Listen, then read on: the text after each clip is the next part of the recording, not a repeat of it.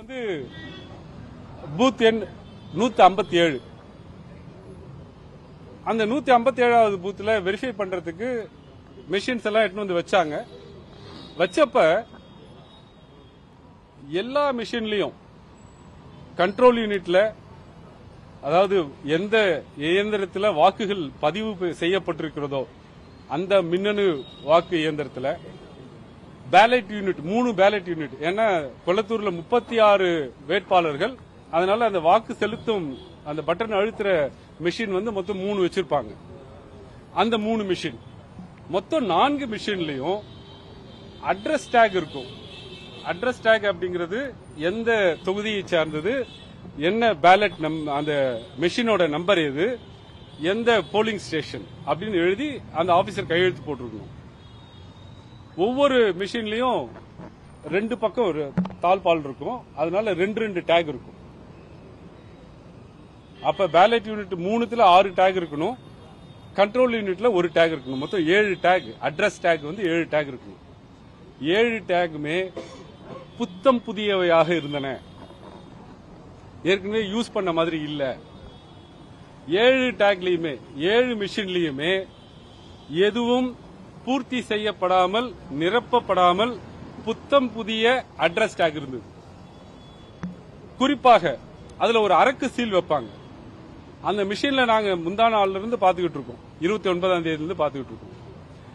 அந்த அரக்கு சீல இந்த அட்ரஸ் டேக் எழுதிட்டு அந்த எழுத்துக்கள் மறையப்படக்கூடாதுன்றதுக்காக அட்ரஸ் டேகோட பின்பக்கம் அரக்கு சீல் வச்சிருப்பாங்க.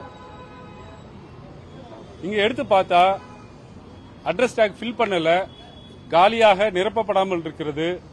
அரக்கு சீல முன்பக்கமா வச்சிருக்கிறாங்க. இதை குறித்தெல்லாம் தேர்தல் அதிகாரிகளிடம் கேட்டபோது அது ஹியூமன் எரருங்கிறாங்க. யாரோ ஒரு பூத்துல தெரியாம நிரப்பாமல் விட்டுட்டாங்க. அதை அப்படி ஏற்றுக்கொள்ள முடியாது. ஏன்னா இந்த பேலட் யூனிட் நான் சொல்றேன் இல்லையா, அந்த வாக்கு செலுத்தும் கருவி, அதை கூட வாக்கு எண்ணிக்கைக்கு எடுத்துக்க மாட்டாங்க, கண்ட்ரோல் யூனிட் தான் எடுத்துக்குவாங்க. அப்படின்னா கண்ட்ரோல் யூனிட் வாக்கு எண்ணிக்கை அப்போ ஒரு தடவை திறந்து இருக்கணும், திருப்பியும் சீல் பண்ணிருக்கணும். அப்ப 2 அரக்கு சீல் இருக்கணும் அதுல, அதுவும் இல்ல. அந்த வாக்கு எண்ணிக்கை, அந்த வாக்கு இயந்திரம் 2 சீல்கள் இல்லை, புதியதான அட்ரஸ் டேக் இருக்கிறது. எனவே இந்த மொத்த தேர்தலிலுமே வாக்குப்பதிவு இயந்திரங்கள் சரியாக பாதுகாக்கப்படவில்லை, அல்லது சரியாக பாதுகாக்கப்படாததினால் இந்த தேர்தல் முறையான தேர்தல் இல்லை என்பதை எங்களால் அறிவியல் பூர்வமாகவும் சட்ட ரீதியாகவும் தெரிந்து கொள்ள முடிந்தது. இதை மாவட்ட தேர்தல் அதிகாரியிடம் 30ஆம் தேதி ஒரு கடிதம் கொடுத்திருக்கிறோம். 30ஆம் தேதி ஏறக்குறைய ஒரு 19 கேள்விகளை எழுப்பி, இதை நீங்கள் பெல்லிலிருந்து வந்திருக்கக்கூடிய அந்த மின்னணு வாக்குப்பதிவு இயந்திரங்களை தயாரிக்கக்கூடிய அந்த நிறுவனத்திலிருந்து வந்திருக்கக்கூடிய என்ஜினியர் கிட்ட 19 கேள்விகளுக்கு எங்களுக்கு பதில் தாருங்கள் என்று கேட்டிருக்கிறோம். அவரும் கேட்டு பதிலை பெற்று தருவதாக சொல்லியிருக்கிறார். 29, 30, 31 மற்றும் இன்றைய தேதி வரை இது முழுவதுமாக வீடியோ ரெக்கார்டிங் செய்யப்பட்டிருக்கிறது. அந்த முழு வீடியோ ரெக்கார்டிங்கையும் சர்டிபிகேட்டோட கொடுக்கணும் அப்படின்னு கேட்டிருக்கோம். இன்றைக்கு அட்ரஸ் டேகே இல்லாம இருந்த போலிங் ஸ்டேஷன் 157 உடைய மெஷினை பாதுகாப்பாக வைக்க வேண்டும். நாங்கள் உரிய நீதிமன்றத்தை அணுகுவோம். அப்ப இது எவிடன்ஸா தேவைப்படும். எனவே இதை சீலிட்டு பத்திரமாக வைக்க வேண்டும் என்று கேட்டிருக்கிறோம். இதற்கு மேலும் இன்னும் கூட நாங்க ஒரு 6 மிஷின் வெரிஃபை பண்ண வேண்டியிருக்கு.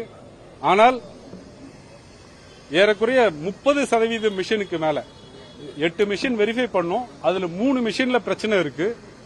30%க்கும் அதிகமான இந்த வாக்குப்பதிவு இயந்திரங்கள் சரியாக இல்லாததனால் எங்களுக்கு இந்த மொத்த நடைமுறையிலுமே நம்பிக்கை இல்லை.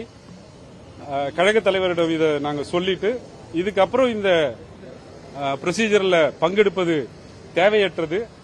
இதுவே இதுவரைக்கு கிடைத்திருக்கிற சாட்சியமே போதுமானது. இந்த எலெக்ஷன் சரியான முறையில் நடைபெறவில்லை என்பதை நிரூபிப்பதற்கு நாங்க எலெக்ஷன் கமிஷன் இதுக்கு எல்லாத்துக்கும் சர்டிபிகேட் காப்பி கொடுப்பாங்கன்னு எதிர்பார்க்கிறோம்.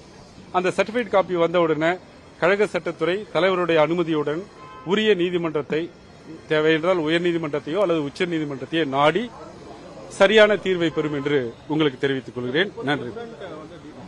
ஆமாங்க, 8 மிஷின்ல 3 மிஷின் 8 மிஷின்ல 3 மிஷின் சரியா இருக்கு. ஏறக்குறைய 30%. கொளத்தூர் தொகுதியில் மட்டும் சரியா வேலை. எப்படிங்க விவிபேட் வைக்கிறதே கண்ட்ரோல் யூனிட் சரியா இருக்கா இல்லையான்றதுக்காக தான்.